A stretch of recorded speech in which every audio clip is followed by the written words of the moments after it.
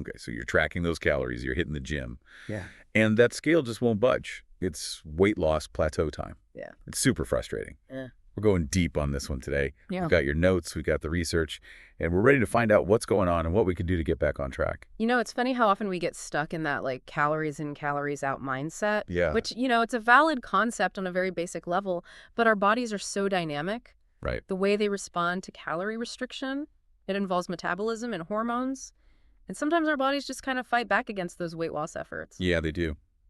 The research mentions insulin as like this major player in that metabolic tug of war.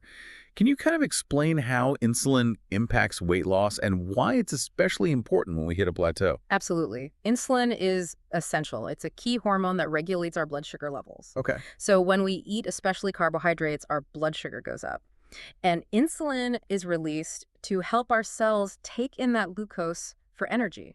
Now, when insulin levels are consistently high, it can signal the body to store fat rather than burn it. Oh. So even if we're within our calorie goals, if our insulin is constantly spiking, we could still be hindering those weight loss efforts. So even if we're doing everything by the books, Yes. it might not be enough. You're exactly right. And what's really interesting is it's not just those sugary treats that can spike insulin. Right. Even processed foods, even those marketed as, healthy or low fat, they often contain refined carbohydrates that can have the same effect. Okay, so that's a good reminder to really look beyond those front of package claims. Yes. Really scrutinize that ingredient list. 100%. Mhm. And, to add another layer of complexity to this, Yeah. the research you sent also points to certain seed oils as a potential contributor to these insulin issues. Seed oils. Yeah. I'll admit, that's not something that I immediately associate with weight loss struggles. Yeah. What's the connection there? Well, it's all about inflammation.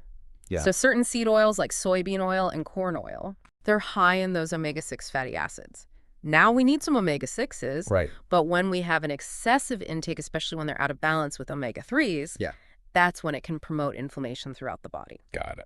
And this chronic inflammation can disrupt insulin signaling, making it harder for our cells to respond to insulin effectively. Okay, so it's not just about avoiding those obvious sugar bombs. Exactly. It's about being mindful of those hidden sources of inflammation that can really sabotage our efforts behind the scenes. That's a great way to put it. It's about taking a holistic approach and understanding how these different components can interact with our hormones and metabolism. The research also highlights the crucial role of sleep in weight management. And one of the sources even suggests that just a single night of poor sleep can impact our weight loss efforts. How does sleep deprivation affect our hormones and ultimately our weight? Sleep is so essential for everything. It's essential for hormonal balance and metabolic function. Right. So when we don't sleep enough, our body produces more cortisol, which is a stress hormone. And while cortisol is important in small doses, it can wreak havoc on our weight loss goals when it's chronically elevated. We hear so much about cortisol these days. What makes it such a weight loss saboteur? Well, cortisol increases our appetite, particularly for those high-calorie comfort foods. Think about those times when you stayed up late Oh, yeah. and found yourself raiding the pantry. Uh-huh.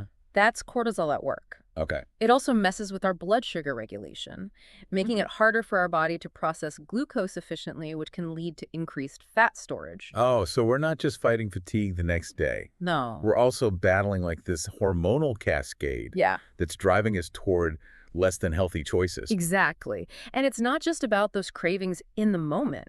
Studies have shown that even one night of sleep deprivation can mess with our blood sugar control the following day, setting us up for that cycle of cravings and poor food choices. We're talking about like a ripple effect. That can last well beyond that single sleepless night. Precisely. And it's important to remember that stress in general, not just sleep deprivation, Right. can trigger that same cortisol response. So managing stress is another key piece of the weight loss puzzle. It seems like so much of this is interconnected. It is. We're talking about hormones, lifestyle factors, Mm. and the intricate ways our bodies respond to the demands we put on them. You've hit the nail on the head. It's not just about willpower. Right. It's about understanding that complex interplay of our biology and our behaviors. Okay, so we've got insulin, we've got inflammation, we've got stress hormones, all playing a role in these weight loss plateaus. What about exercise?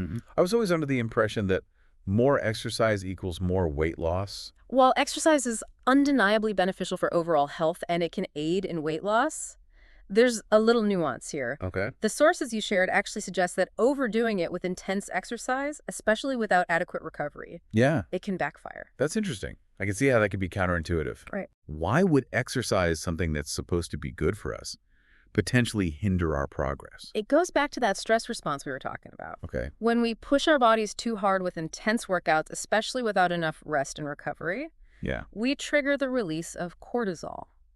Cortisol. And as we've discussed, cortisol can lead to increased appetite cravings and even disrupt our blood sugar regulation, all factors that can contribute to a weight loss plateau. Okay, so even when it comes to exercise, finding that balance is crucial.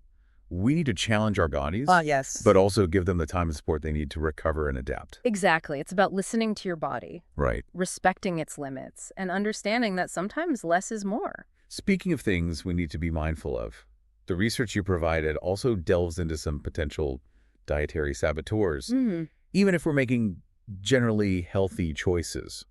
Are there any hidden culprits lurking in our pantries that could be stalling our progress? Absolutely. Even if you're eating what you consider clean, it's easy to fall into the trap of hidden calories. Yeah. Those seemingly innocent bites and tastes throughout the day, Uh-huh.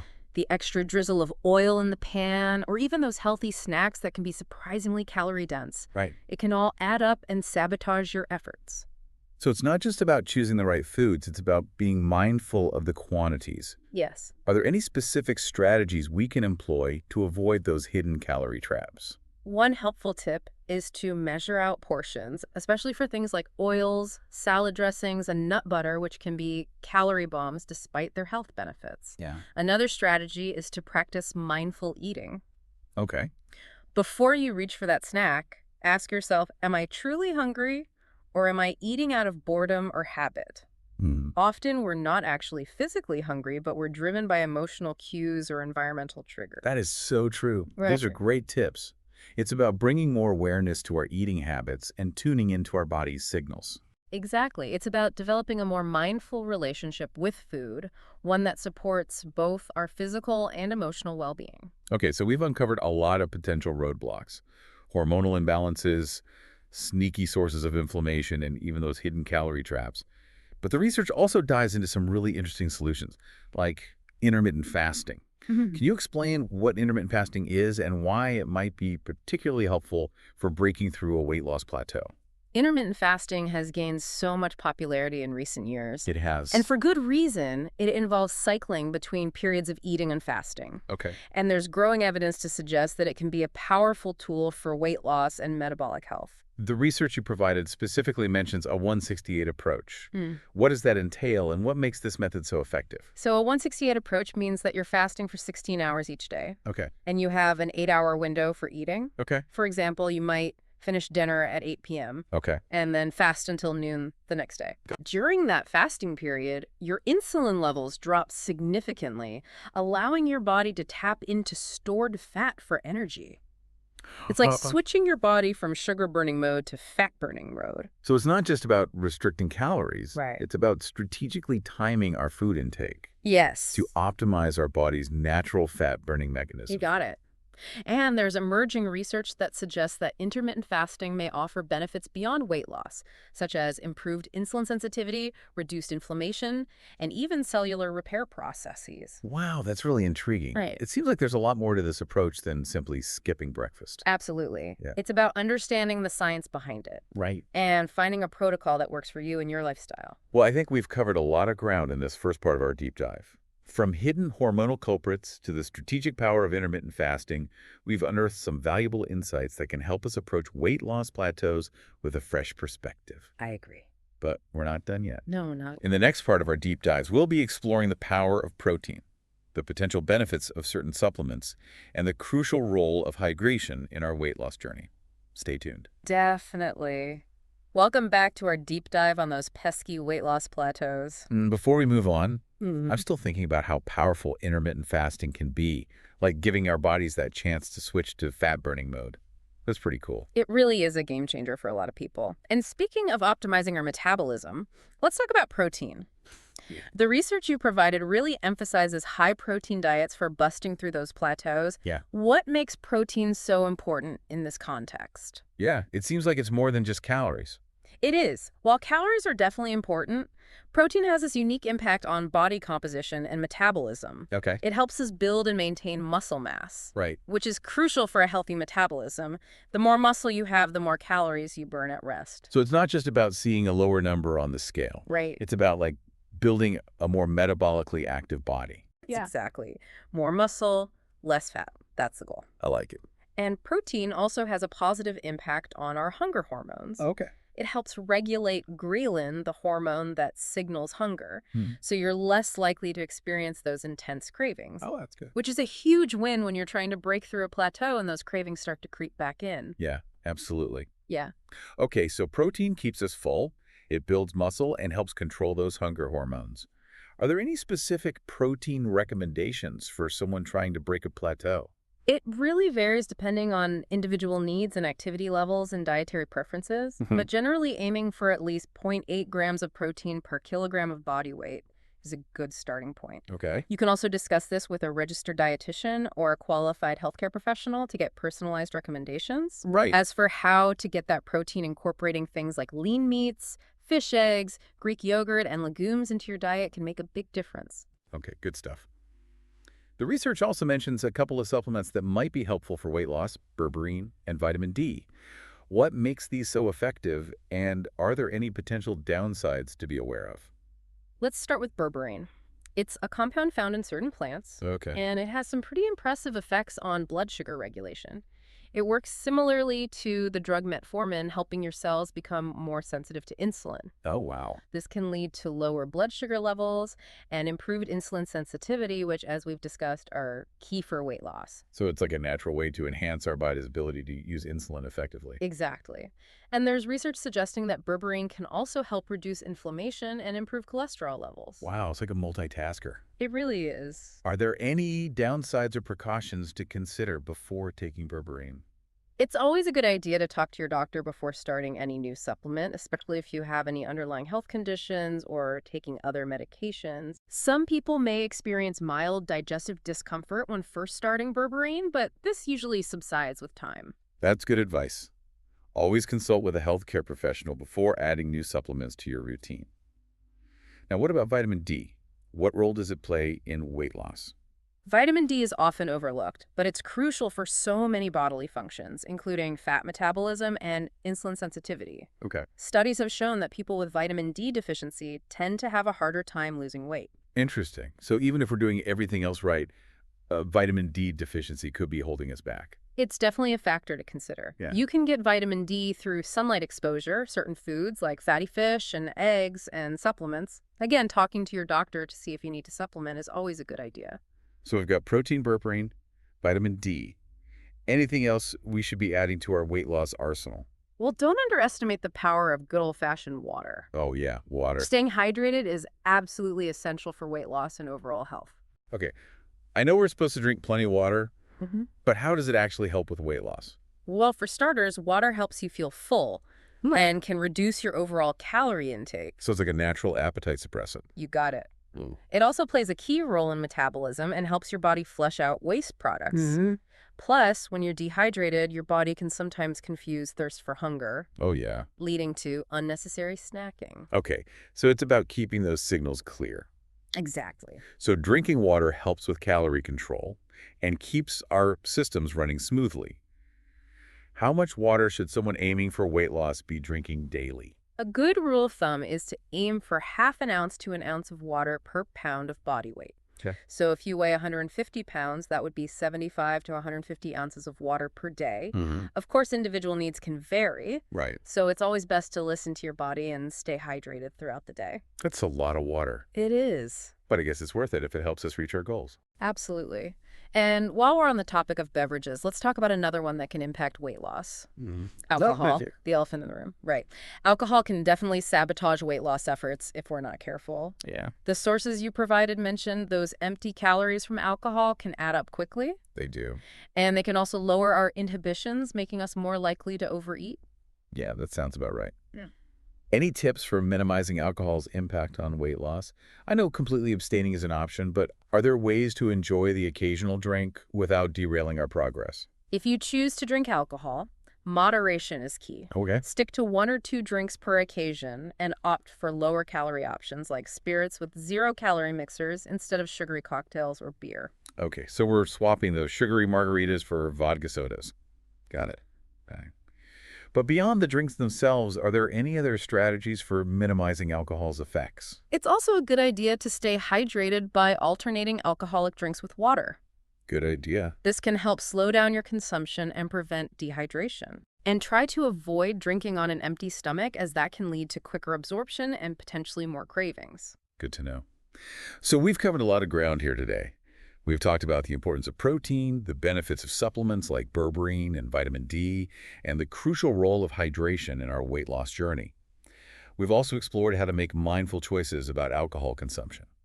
And we've seen how even small changes in these areas can make a big difference in breaking through those stubborn plateaus. This deep dive has been incredibly enlightening. I'm feeling much more equipped to tackle my own weight loss plateaus. But before we wrap things up, I want to touch on one more crucial aspect. Okay. The mental game. Oh, that's a good one. The mental and emotional aspects of weight loss are so often overlooked, I agree. but they're just as important as the physical ones. Absolutely. Mm-hmm. The research you provided emphasizes that weight loss isn't linear. Right? There will be ups and downs. Yeah. And it's so important to stay motivated even when the scale isn't moving. Do you have any advice for someone who's feeling discouraged? First and foremost, remember that you're not alone. Weight loss plateaus are incredibly common, Yeah. and they don't mean you're failing. They're actually a natural part of the process. Okay. Our bodies are so incredibly adaptable, They are. and they will resist change even when it's for the better. That makes sense. Yeah. But it's still frustrating when you're putting in the effort and not seeing the results you want. What can we do to shift our mindset when we hit those inevitable roadblocks? It's important to be patient with yourself Okay. and focus on the progress you've already made. Instead of fixating on that number on the scale, Right. pay attention to other positive changes you're experiencing. Are your clothes fitting better? Do you have more energy? Are you sleeping better? Are you feeling stronger? Yeah. These are all signs that you're moving in the right direction, even if the scale isn't reflecting it yet. Those are all great indicators of progress that we often overlook when we're so focused on that number on the scale. It's so easy to get caught up in that number. And it's important to remember that setbacks are normal. Right. They're a normal part of the journey. Don't let them derail you. If you have a day where you don't eat as planned or you miss a workout, don't beat yourself up. Yeah. Just acknowledge it, learn from it, and get back on track the next day. That's really reassuring. So it's Yeah. about focusing on the big picture, celebrating small wins, and not letting perfection be the enemy of good. Exactly. But what about those times when we're feeling really discouraged? Are there any specific strategies we can use to boost our motivation and stay committed to our goals? One powerful strategy is to connect with your why. Okay. Why is this weight loss journey important to you? What are those deeper reasons that are driving your desire to make a change? Mm-hmm. When you tap into those core motivations, it can really fuel your determination and help you stay focused, even when things get tough. Okay, so it's about reminding ourselves of those deeper reasons why we started in the first place. Exactly. It's not just about fitting into a smaller size. It's about feeling our best, having more energy to do the things we love, and living a healthier, more fulfilling life. It sounds like we're talking about a shift in perspective, moving away from that all-or-nothing mentality and embracing a more compassionate and sustainable approach to weight loss. Absolutely. It's about viewing this journey as an act of self-care rather than self-punishment. I like that. When you approach it with kindness and understanding, you're more likely to stick with it for the long haul and achieve those sustainable results you're looking for. This has been an incredibly valuable conversation.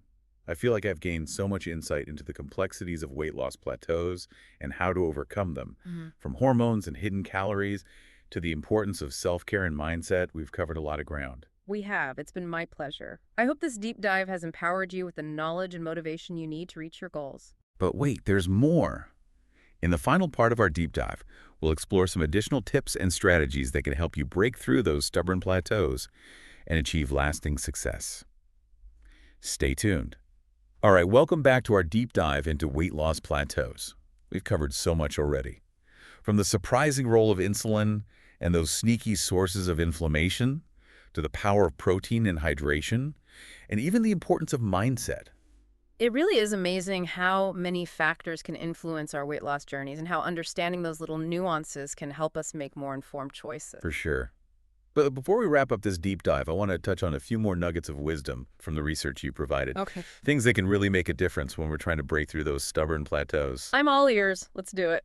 One thing that really struck me was this idea of hidden calories. Yeah. Even when we think we're making healthy choices, Right. those little extras can really sabotage our efforts. Oh, it's so true. Those seemingly innocent bites and tastes throughout the day, that extra drizzle of oil in the pan, or even those healthy snacks that are surprisingly calorie dense, they can all add up and stall our progress. So it's not just about what we're eating. It's also about being mindful of the quantities. Yeah. Any tips for avoiding those hidden calorie traps? Measuring out portions can be really helpful, especially for things like oils, salad dressings, and nut butter. Okay. Even though they're healthy fats, they can be calorie bombs if we're not careful. Another strategy is to practice mindful eating. Before you reach for that snack, ask yourself, am I really hungry or am I just eating out of boredom or habit? That's something I definitely need to work on. I'm a champion snacker, especially when I'm working from home. We all have our weaknesses. The key is to be aware of them and develop strategies to overcome them. So, could you keep a water bottle on your desk and sip on that instead of automatically reaching for a snack? Or maybe take a quick walk outside for a change of scenery and break that snacking cycle. Those are great ideas. It's about being more intentional with our choices and breaking those mindless habits. Exactly. And, the research also talks about the importance of being patient and realistic with our expectations. Right. Weight loss isn't a quick fix, and it's rarely linear. That's a crucial point, I think. Yeah. We live in a culture that often promotes quick fixes and instant gratification. Yes. But real sustainable weight loss takes time and effort. It does. It's a journey, not a race. And sometimes our bodies need time to adjust and recalibrate. So how can we stay motivated when the scale isn't moving as quickly as we'd like? Especially when we're putting in the work and making those healthy choices. First, remember that plateaus are normal. Okay. They happen to almost everyone on a weight loss journey.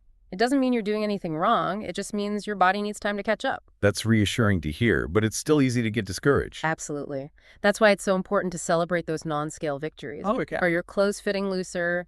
Do you have more energy? Are you sleeping better? Are you feeling stronger? Those are all signs that you're making progress, even if the number on the scale hasn't budged. Those are all great reminders to keep in mind. So it's about focusing on the big picture, being patient with ourselves, and not letting those plateaus derail our efforts. You got it. Weight loss is a journey. It's not a race. It's about making sustainable lifestyle changes that support your overall health and well-being. This deep dive has been incredibly insightful. I feel like I have a whole new understanding of this challenge.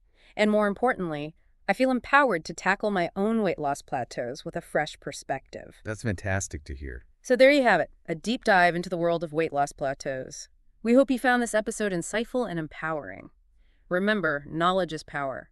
Now go forth and conquer those plateaus. And until next time, stay curious and keep learning. And keep those deep dive requests coming. We'll be here ready to unpack any topic you throw our way.